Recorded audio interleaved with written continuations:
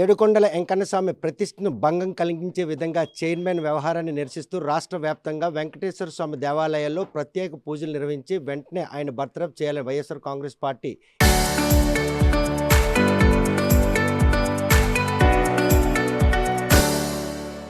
ఈరోజు కార్యక్రమం నిర్వహించింది. అందులో భాగంగానే హెచ్చర్ల సమీపంలో ఉన్నటువంటి వెంకటేశ్వర స్వామి ఆలయంలో ప్రత్యేక పూజలు నిర్వహించినటువంటి స్థానిక మాజీ ఎమ్మెల్యే అయినటువంటి గొర్రెల కిరణ్ మనతో ఉన్నారు. చూస్తే కనుక ఈ పరిణామాలు ఏ విధంగా వెళ్తున్నాయి, నిన్న కల్తీ నేపథ్యంతో ఈరోజు ఆ స్వామివారి తాలూకు ప్రతిష్టని భంగం కలిగించారు. ఈరోజు చైర్మన్ నిర్వాహకం ఏ విధంగా తీసుకుంటున్నారు, ఆయన్ని ఎటువంటి ఆయనపై చర్యలు చేపట్టాలని డిమాండ్ చేస్తారు.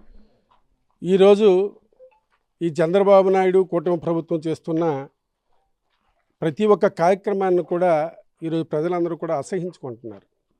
ఎందుకంటే ప్రభుత్వం వచ్చే అధికారంలోకి వచ్చి సంవత్సరం అయిన తర్వాత కూడా సంవత్సరం అయిన వెంటనే ఎవరి మీద కాదు, పోనీ ప్రజల మీద కాదు, వైఎస్ఆర్ పార్టీ మీద కాదు, ఇంకొకటి మీద కాదు, మన ఆపద్బాంధవుడు మన దేవుడు ఏడుకొండల వాడి మీదే తన ప్రసాదం మీద తప్పుడు ప్రచారం చేసుకొని తిరిగారు. అందులో కొవ్వు కలిసిందని, లేకపోతే ఏవో కెమికల్స్ కలిపేశారని, ఇవన్నీ కూడా ఈ తప్పుడు ప్రచారాలు చేసి హిందువుల తాలూకా మనోభావాలు దెబ్బతీసే విధంగా ప్రయత్నాలు చేయడం జరిగింది. ఎప్పుడైతే ఇవన్నీ కూడా సుప్రీంకోర్టు నుంచి వచ్చిందో, ఆ సుప్రీంకోర్టు ఎప్పుడైతే ఇందులో ఏదీ కలలేదని చెప్పిందో ఆ రోజు నుంచి మళ్ళీ నోరు మూసుకున్నారు. మళ్ళీ అదే దేవుణ్ణి జనాల్లో పెట్టుకొని ఆ బీజేపీ ప్రభుత్వంతో కూడా కలిసి ఈ విధంగా తప్పుడు ప్రచారాలు చేసి ఈరోజు అపహాస్యం చేసే విధంగా ఈ రాష్ట్రాన్ని తయారు చేస్తూ ఉన్నారు. ఈరోజు బీఆర్ నాయుడు అనే వ్యక్తి గురించి ఈ రాష్ట్రంలో కాదు, ఈ దేశంలో అందరికీ తెలుసు. ఒక TV5 అనేది పెట్టుకొని ఆ TV5ని ఒక విలేకరిగా ఉంటూ ఈరోజు ఏ స్థాయిలో ఉన్నాడు, ఈ వేల కోట్లకు అధిపతిగా ఉన్నాడు. ఏబిఎన్ రాధాకృష్ణ కానీ బీఆర్ నాయుడు కానీ. ఇతని అసిస్టెంట్ మూర్తి అనేవాడు కూడా ఇంతకుముందు చేసేటప్పుడు చూసాం మనం. అతని మీద కూడా ఒక 6 నెలల క్రితం 3 నెలల క్రితం ఒక పెద్ద ప్రచారం వచ్చింది. ఒక మహిళల్ని ఇబ్బంది పెట్టే కార్యక్రమం చేస్తున్నాడని వస్తే ఆ రోజు నుంచి ఈ రోజు వరకు ఎక్కడ కనబడకుండా పోయిన మనిషి ఇవాళ.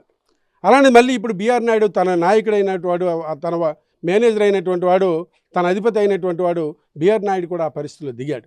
బీఆర్ నాయుడు ఈ కార్యక్రమం చేసి ఈ ప్రజల్లోకి ఈ తాలూకా మహిళలతో ముచ్చటిస్తున్న కార్యక్రమాలన్నీ కూడా ఈరోజు టీవీల్లో కానీ వార్తల్లో కానీ ప్రచారాల్లో కూడా వచ్చాయి. ఇవన్నీ కూడా ప్రజలందరూ చూసి చాలా ఇబ్బంది పడుతూ ఉన్నారు. ఈ విధంగా ఎప్పుడు కూడా ఈరోజు ఒక పవిత్రమైన ఏడుకొండల స్వామి తాలూకా టీటీడీ చైర్మన్గా ఉంటూ ఇలాంటి తప్పుడు ప్రచారాలు చేసుకొని, ఇలాంటి తప్పుడు పనులు చేసుకొని ఈరోజు భగవంతుని అపహాస్యం చేస్తున్నారా లేదనేది ప్రజలందరూ చూస్తూ ఉన్నారు. ఈరోజు హిందువుల మనోభావాలు దెబ్బతీసే విధంగా ప్రయత్నిస్తూ ఉన్నారు. ఇవన్నీ కూడా ప్రజలందరూ కూడా చూస్తూ ఉన్నారు. కాబట్టి దీనిపైన మేము వైఎస్ఆర్ కాంగ్రెస్ పార్టీ తరఫున ప్రతి ఒక్కరూ కూడా కోరుకుంటుంది ఒకటే, ఇలాంటి వ్యక్తుల్ని వెంటనే టీటీడీ చైర్మన్ నుంచి ఆ పదవి నుంచి తప్పించాలని, బర్తరఫ్ చేయాలని మేమందరం కూడా డిమాండ్ చేస్తూ ఉన్నాం. సో ఈ డిమాండ్ నేపథ్యంలో కుటుంబ ప్రభుత్వం మీరు అనుకున్న డిమాండ్ నెరవేరుస్తుందా, లేకపోతే ఆయన నిర్మించిన చైర్మన్ గారు కొనసాగించే పరిస్థితి, ఆ స్వామివారి ప్రతిష్టను భంగం కలిగించే వ్యక్తుల్ని ఒత్తాసు పలుకుంటూ వస్తారు అనుకో? వాళ్ళైతే ఏ విధంగా చూసినా వాళ్ళకి హిందువులనే అంటేనే అసలు చంద్రబాబు నాయుడు చెప్పాడు, నేను మనసులో దేవుడికి మనసులో అనుకుంటాను తప్ప గుడికైతే నేను వెళ్ళాను. మరి అతనికి హిందువులుగా ఒక భగవంతుని ఏడుకొండల స్వామిని మొక్కే ఇది అతనికి ఎక్కడ ఉంటుంది చెప్పండి? అలాంటి వ్యక్తి అతను. ఎందుకంటే అతను బయటికి కనబడిని అసలు బయటికి కనబడిని దేవుడికి వ్యతిరేకి ఒరిజినల్గా.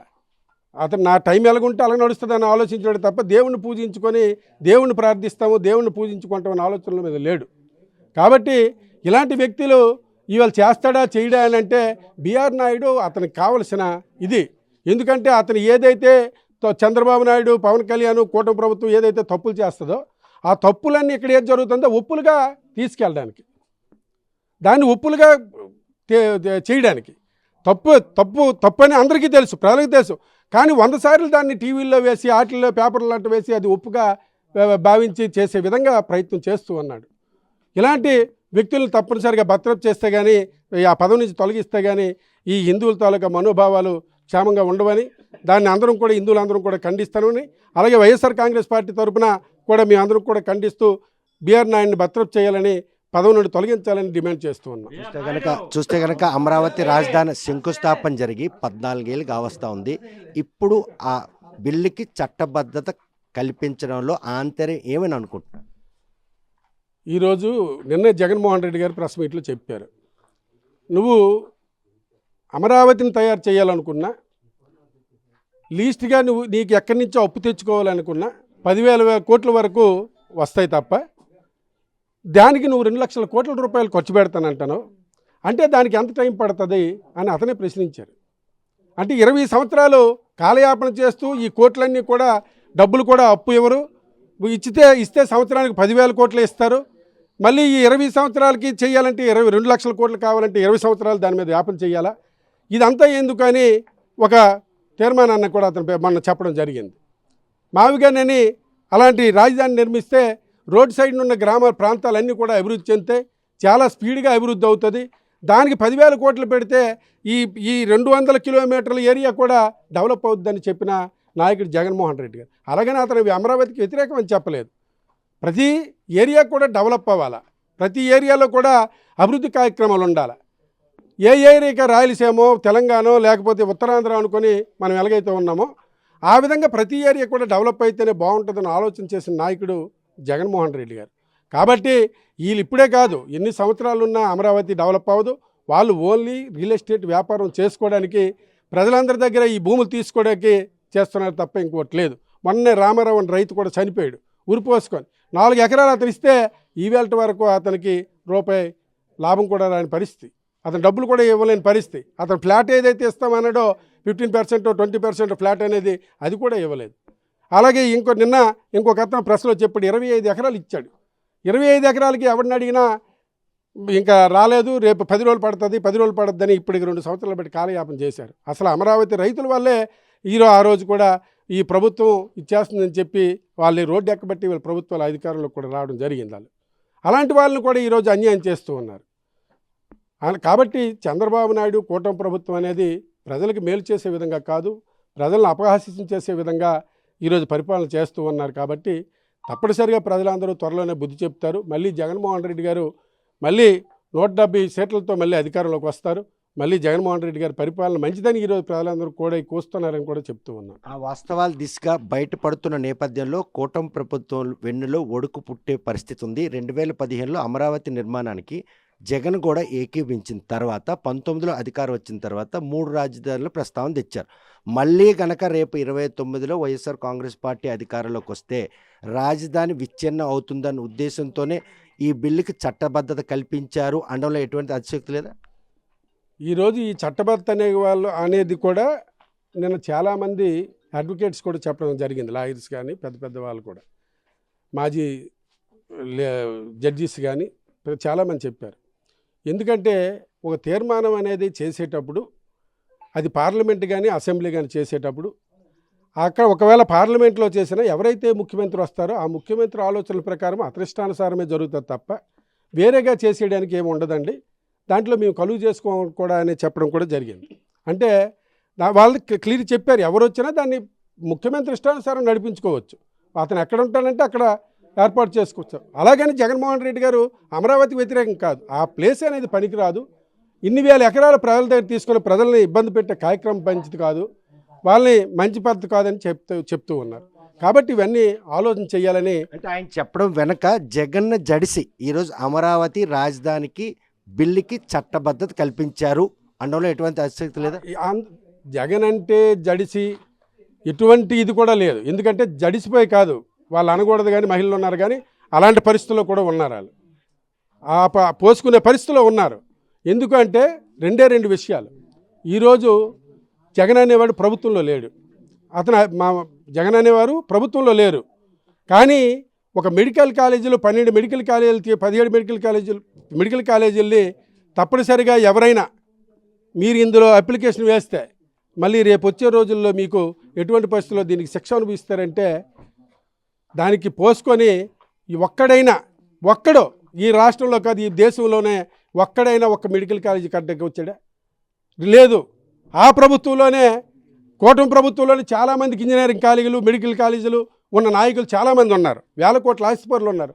ఎవడైనా వచ్చి కట్టగలిగే దమ్ము చేయగలిగినాడా? అది కూడా చేయలేడు.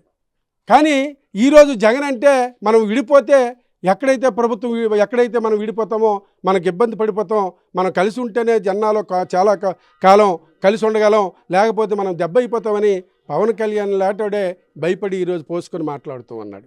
అంటే దాని అర్థం ఈవేళ జగన్ అనేవాడు ఒక మాట అంటే ఆ మాటకి జడిసి ఈరోజు జగన్ వచ్చేస్తాడేమో అని కళ్ళ కనిపిస్తున్న వ్యక్తి జగన్. ఆ భయంతో బ్రతికిస్తున్నాడు వాళ్ళని. ఇంకా అంతకంటే నాయకత్వానికి కావాల్సిన లక్షణాలు మరేం అక్కర్లేదు. 29 మళ్ళీ మీ రోజులు వస్తున్నాయి.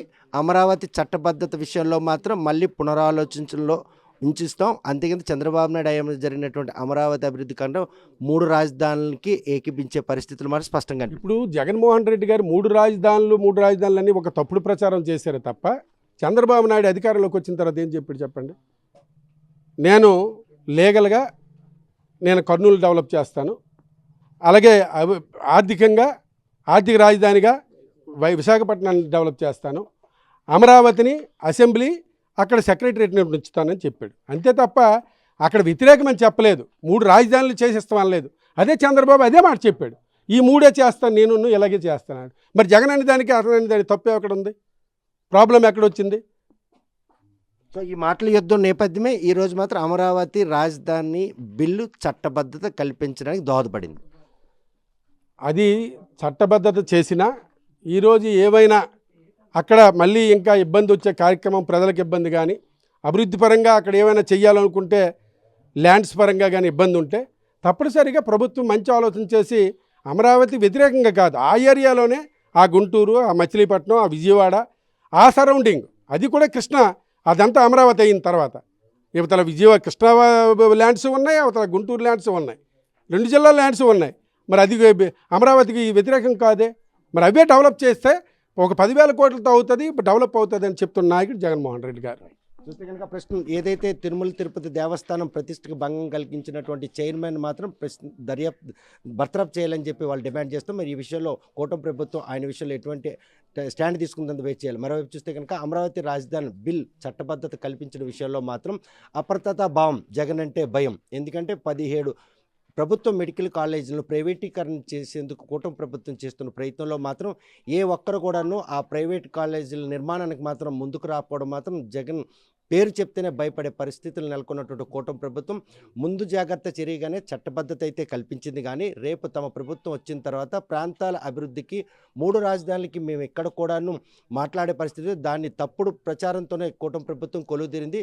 భవిష్యత్తులో మాత్రం అమరావతితో పాటు విజయవాడ, మచిలీపట్నం, అదేవిధంగా గుంటూరు పరిసర ప్రాంతాల అభివృద్ధికి అతి తక్కువ మొత్తంతోనే అభివృద్ధి చేసేందుకు దోహదపడుతుంది. జగన్ ఇచ్చినటువంటి సూచన పరిణామాలు తీసుకోకుండా ఈరోజు పార్లమెంట్లో అమరావతి రాజధాని బిల్లుకు మాత్రం చట్టబద్ధత కల్పించారు. చట్టబద్ధత అభివృద్ధికి దోహదపడుతుందే తప్ప ఎటువంటి ల్యాండ్ పూలింగ్ చేసిన వారికి మాత్రం దోహదపడకుండా ఉండేందుకు వైఎస్ఆర్ కాంగ్రెస్ పార్టీ ఎప్పుడూ కట్టుబడి ఉంటుందని స్పష్టం చేస్తున్నాం. మరి ఈ విషయంలో కూటమి ప్రభుత్వం ఎలా ముందుకు వెళ్తుందన్న విషయం వేచి చూడాల్సింది. వీడియో జర్నలిస్ట్ రామకృష్ణతో సత్యం, RTV, శ్రీకాకుళం.